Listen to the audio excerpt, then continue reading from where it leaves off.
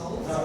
I would like to welcome you really warmly here today and thank you for coming to listen to the preliminary results of the ethno-linguistic vitality survey. For the last 3 years, we were carrying out the research, the fieldwork in 5 regions in Poland. We did research in Podlakia region, Podhale region, in Kashubia, Silesia and Mazuria.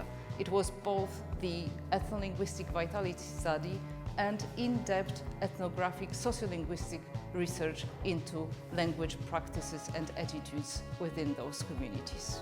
Now I would like to welcome our experts today and I would really like to thank you for accepting our invitation to give us the feedback and to share your thoughts and comment on our research. In our study we collected data from more than 1,500 users of various collateral languages, and we asked about several aspects of how people use language, how they feel about it, what do they have in mind about their identity.